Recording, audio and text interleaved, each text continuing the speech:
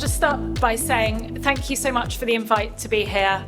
I had delicious food last night as well, and it's a really beautiful city. It's a real treat to be able to travel here. Also, I didn't know there were so many people who cared about my favourite topic. And I'm like quite a nerd about this, and I was just loving hearing people talk about prison officer training and talk about the prison officer as being so important. Yeah, I'm just really excited to be here. When I'm excited, I can speak quite quickly. So I've tried to put pictures in the slides. So if you lose me, there'll be pictures. But hopefully you'll get a gist of what I'm saying. We are an organisation, we're a charity called Unlock Graduates, mainly funded by the UK government, by the British government. And we were set up, I guess, as an experiment to see what you could do in this space. What could you do in recruiting and training prison officers to innovate and to try and do things a bit differently, and to really develop an extraordinary product where we get great people coming in and being trained to be good very quickly. And that's really what we've been doing. It's a huge privilege to start from scratch. It's a huge privilege that I came into this. I was a head teacher of a secondary school, a big secondary school in the centre of London, in a very, very poor area, the area in London with the highest child poverty. And I was asked to join a review of education in prisons. And what we saw there was classrooms with not many prisoners in them. And we started saying, where are all the, you say there's 1,200 prisoners, and I've counted 150. Where are all the rest? And what we found was, I went to a prison called Belmarsh Prison. It's in South London. It's a high security prison. And we were there to look at education. Again, not many people in education. Where are all the prisoners? And we went to speak to the governor, and the governor told us a story about a prison officer at Belmarsh Prison who had a prisoner on his landing in his 50s who'd been in and out of prison again and again. He was a traveller. He came from a traveller community, and he didn't know how to read and write. And this prisoner had learnt how to read and write. Amazing. This is what we're looking for. How did it happen? What happened? Because what we found in education was people who were able to get out of bed in the morning and go through lots of doors and sit in a classroom, and they wanted to learn. And actually, the prisoners that most needed education, we never saw in education, and we didn't know where they were. And he told us about this prison officer had asked this man, why you're back again? Come on, why don't you learn how to read and write this time? And the prisoner said, I'm too stupid. I've tried. I can't do it. And the prison officer gave him a piece of paper and said, just draw some shapes. He said, draw a line. Well, there's the letter I. You can write. It's slowly, but the prisoner eventually, he persuaded to sign up to a peer mentoring programme, a reading programme called the Shannon Trust, and another prisoner taught this prisoner how to read. And the story he told was, Belmarsh is a high security prison. They take security very seriously. It's very kind of macho and stern.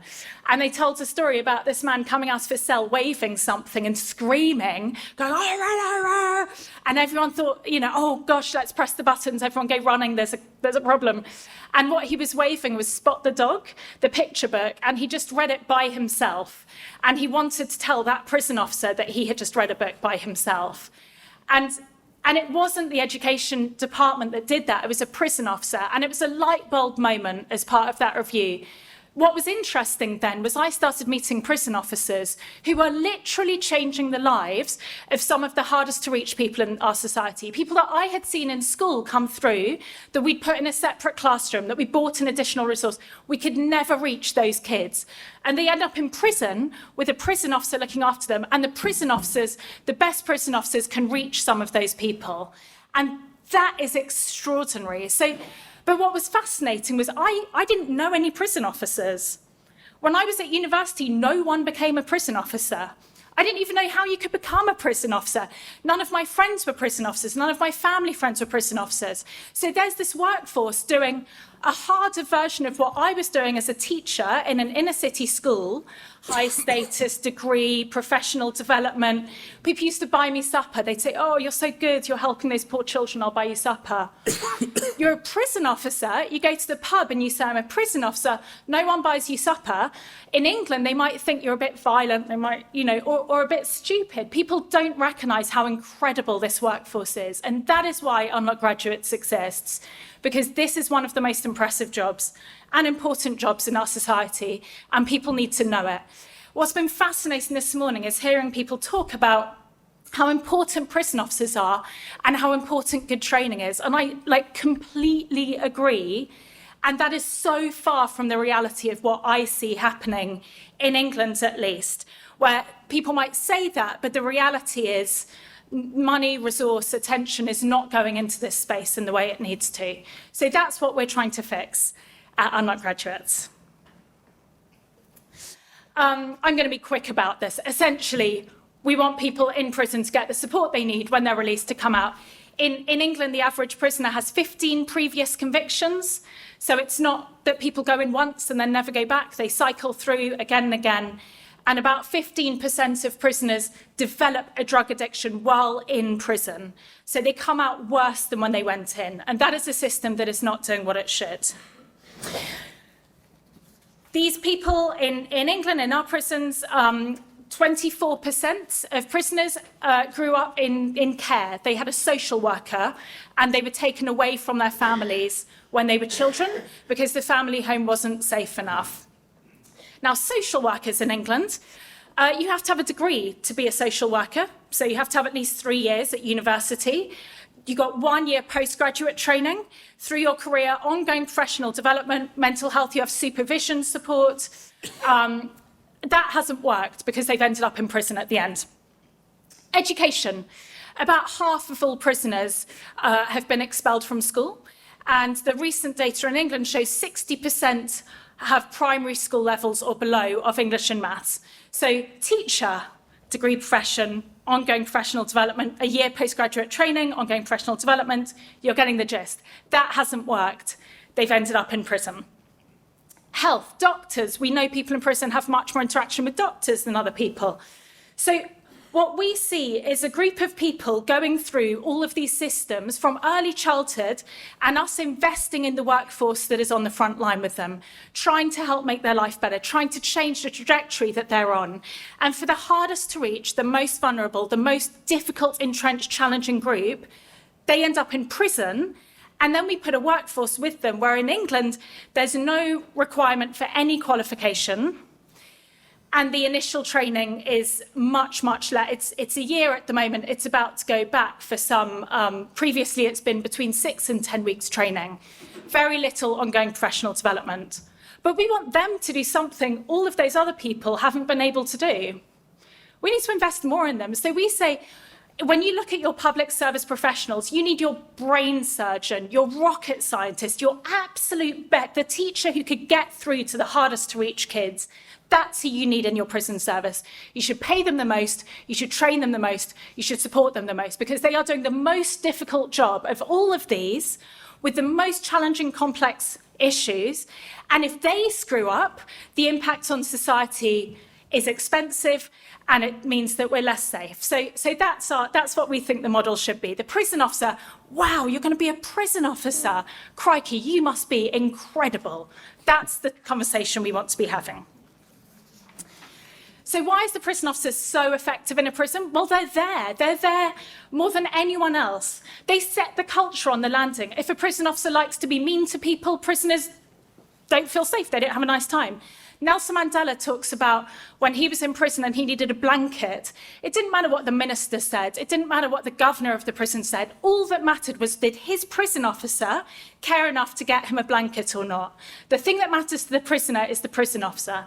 They reach every single prisoner. They have an incredible ability to make a change to that group of people.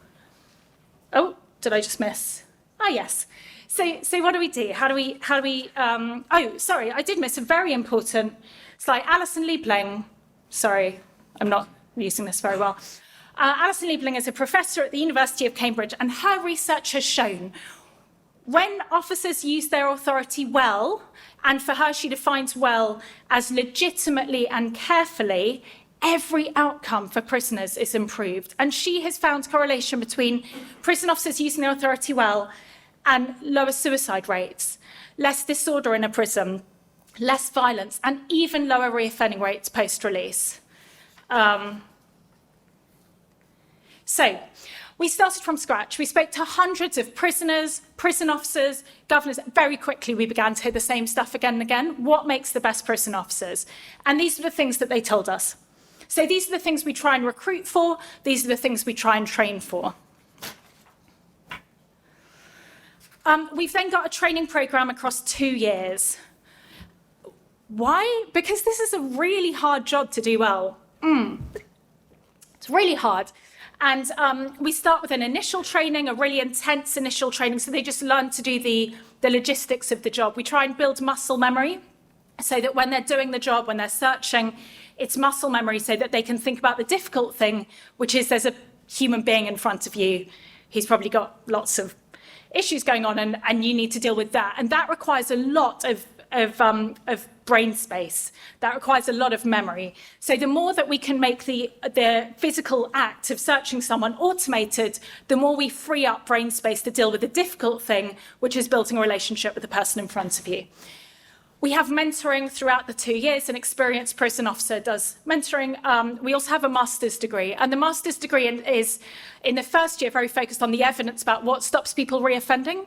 There's evidence about, we know if people have a place to live, a purpose, and a place to live, a purpose and good people around them, they're much less likely to reoffend. Well, let's tell prison officers that, and then they can engage with that in their job. In the second year, they do a research project based on a real problem in their prison using actual data. That's because a lot of the research we saw about prisons was done by academics who came into the prison as an outsider and only worked with a few prisoners. And that's really useful research. But if we've got a prison officer working with thousands of prisoners, that's really useful research as well. So we try and bring that element to the programme as well. So our training is we use evidence about how people learn. So I'm going to try and keep this brief. This is this is why I don't get invited to many parties. This is my favourite topic to talk about, but I'm going to keep it brief. So there's a bunch of stuff that a good prison officer needs to know. There's knowledge they need to have. The way we teach that is we give them pre-reading before they start our training. And on the first day of training, they have an exam. And it just checks they have all the knowledge. So radio call signs, do you know what they all are? All of those kind of things. What do prison officers need to do? And I'm going to come back to this. That's the biggest part of our training, because that's the physical job of searching someone. That's the physical job of searching a cell. That's the doing of the job. The way you teach that is not through reading. It's not through PowerPoint. It's not through lecturing. It's through practicing. And then an expert watching you and saying, oh, you did that wrong, you did this wrong, let's try that, and helping you get better. Finally, what do great prison officers believe? It is really easy to stop believing people can change when you work on the front line of a prison, because what you see is your failure coming back again and again. And you can start believing prisoners are not like you and me. They're different because they keep coming back. They're doing these awful things. The best way that we keep what people believe thing where it needs to be is we have group supervision regularly, and we keep discussions going. So when something happens which begins to shift your belief, you can talk that through with people, and the right kind of people. So what's this mean in terms of our training? So we very carefully sequence our curriculum. So we start at novice, and then we make it harder and harder and harder. And we also have regular assessments, check they're getting it. The second thing is that we keep relational pedagogy. So I'm just going to give one quick example for this, and then I'm going to move on from training. When you have searching, you can teach searching, so it's literally you know where to touch the body, and you know what to say. Have you been searched before? I'm going to now search your arms, I'm going to search your body, turn around, I'm going to search you like that. there's a kind of procedural bit to it. And that's just about building muscle memory to do those things. It's very easy to prison officer training to just be procedural. How do you search a sack of potatoes that is shaped like a human being? It's the same as how you search a human being. That is not what makes searching difficult. So we do, first of all, very compliant prisoner, maybe telling you where you're going wrong. What makes that more complex? You're searching a prisoner who is a black male who gets searched all the time by people in uniform because they think because they're black, not because they've done anything wrong, and you're another person in uniform searching them. That's triggering stuff for them, and it's going to be making them angry. You're concealing a weapon, and you don't want the prison officer to find it. You're going to be distracting them. You're going to be trying to stop them searching you. That makes searching someone more difficult. You're searching a woman who's been sexually abused repeatedly through her life, and you're touching her. And every time you touch her, it's bringing back a traumatic memory. That is really complex, difficult work. You're searching someone who's just had a visit, and the last thing they did was hug their children, and they just want to keep feeling their children's hands hugging them, and now you're touching them. And they didn't want you to touch them. They just want to go back to their cell and be with that memory about their children. Searching is incredibly complex. But what we saw when we were seeing it being taught was it becomes procedural. So how do we shift that? We have an ex-prisoner in every classroom. And that ex-prisoner talks about what it feels like to be searched. They talk about what it feels like to be searched, and they talk about the experience of being searched. We also, when we practice being searching, which we do throughout the day, we make it harder and harder and harder. Okay, now you're practicing with an actor who's pretending they've got a knife concern. You're practicing with someone who's like shouting. You're practicing and you're doing it properly, and the guy next to you isn't doing it properly, and they're just waving everyone through. And your line of prisoners is going, why are you searching me? Like, come on, hurry up. How do you keep doing it properly in that situation? So, two groups that we focus on. One, graduates from the most selective universities. We do this because graduates at the most selective universities, 0% in England think being a prison officer is a job for them. About 18% apply to be teachers. A decent proportion join the police. They become social workers. 0% think working in the prison service is a job for them. And that is a problem because they have an approach to problem solving trained through university, which is really good to have as part of your workforce mix. So we bring in that approach to problem solving. We attract them. Secondly, society, rightly or wrongly, thinks they are the best. And if they become prison officers or they try and don't make it, that tells society something really powerful. It says the brightest and the best are desperate to be prison officers. We had 86% of our applications from Oxford and Cambridge last year didn't get in. Why? They weren't good enough to be prison officers. They were clever, but that doesn't make you a great prison officer. That list of attributes at the beginning makes you a great prison officer. So that's also what we do. We also try and recruit from ethnically diverse backgrounds because we know that there's a problem in our prison service with overrepresentation in prisoners and staff feeling quite white, male, and there's something about trust that needs to improve. So I'm going to race through this a bit and get to the end. But how do we do that? Well, you see here, this is what graduates tell us. Actually, we did this with people aged 25 to 50, and they said similar. So it's not just graduates, but we do see that they think working in the prison service is unappealing. But interestingly, why? They have no idea what happens in prisons, and they don't know what prison officers do. They think prison officers guard cells, maybe hit people over the head if they're naughty, give them food, and that's it. When they understand how complex and interesting the job is, they want to do it. So we've created a brand new offer. The prison service brand in universities in our country is toxic. People see prison and they think, I'm clever, I'm capable, why would I join the prison service? We had to create a completely different brand. We had to bring in graduate recruiters who graduates know and trust to say this is a good thing to do. So we've also got support from those organisations. And we focus on the amazing bits of the job. The fact that you're leading a landing full of people early in your career. The fact that you don't have to sit behind a desk. You can actually do stuff. The fact you're making the world a better place. But also the fact you've got decision making from day one. You're in a leadership role from day one. How's it going? Well, we are one of the most oversubscribed graduate schemes in the country. Last year, we had 24 applications for every place. And the people who join, only 2% said they wanted to be a prison officer when they joined. So we're attracting people who would never normally become a prison officer. Why? Because they bring different skills and experience and different approaches to problem solving. They're not better, but they're an essential part of the mix if we're going to solve prisons. We know diverse workforces are more effective, and this is a real gap in our current workforce. It's also raising the status. I've got 2 senior ministers in England at the moment whose children are doing unlocked graduates. They are prison officers. We've got the president of the Oxford Union. They normally go on to be prime minister of the country. Currently, president of the Oxford Union is a prison officer in Pentonville Prison in London. And you know what? She's brilliant and she loves it because it's a really challenging, interesting job. We've had really good press and people are surprised. People are like, when you say on campus prison officers, they think they've misheard you. They're like, oh, I thought you said prison officers. But people are really surprised, actually, that the prison, because this is the misperception of the prison. This is a fascinating job where you can really do interesting work. So, yeah, we've seen that. We've now placed over 600 prison officers. We're working in a third of all prisons across the country, all government prisons. So we're in 37 prisons. We have a stronger reputation than lots of household brands on campus. And most importantly, at the end of the 2 years, 75% stay operational in prisons and over 90% stay in jobs focused on breaking cycles of reoffending. And that was not what they thought when they signed up to the programme.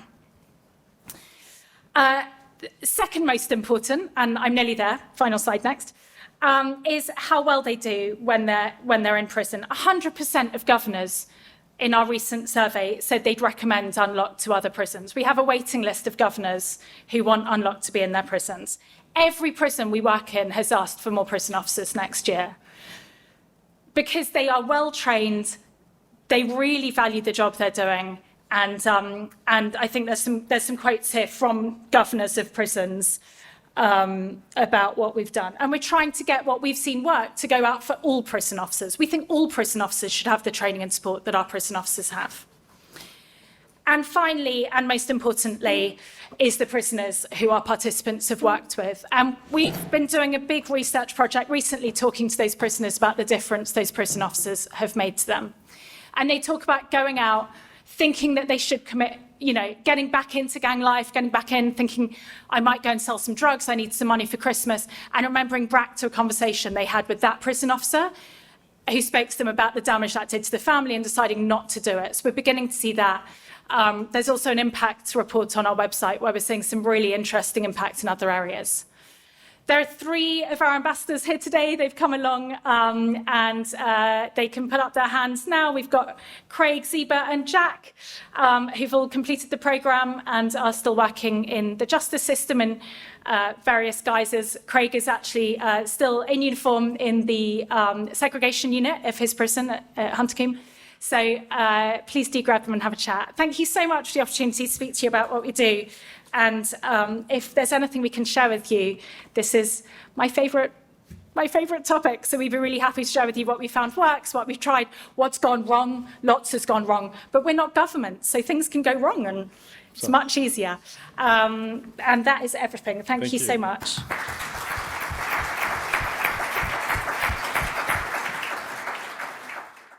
I just would like to ask the room if there is a question that you would like to pose to any of the speakers of this panel. So there is one question. Thank you. That's Lord from Switzerland. Thank you so much for all the speaks, for your introductions. Was really excellent. That's the things we're thinking about too. I just had a question to Natasha. It was an excellent presentation. Thank you so much.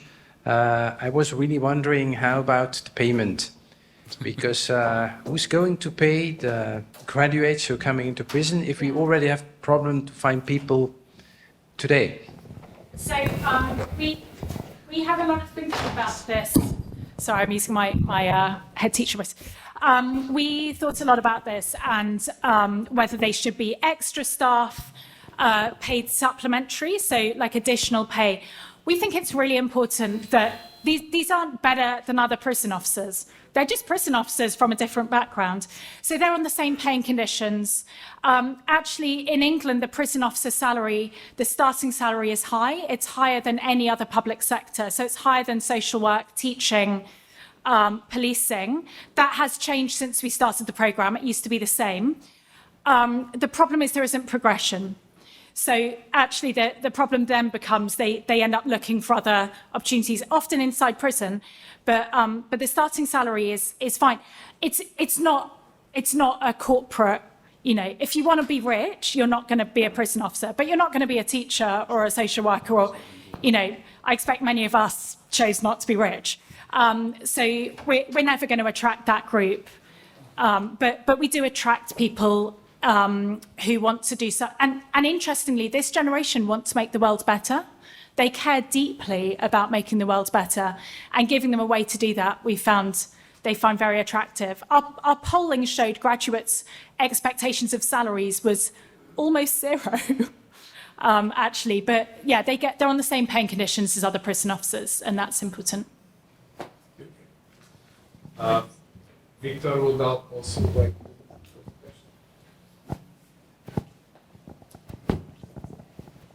Thank you. So it's just a small comment, and thank you both for the brilliant presentations.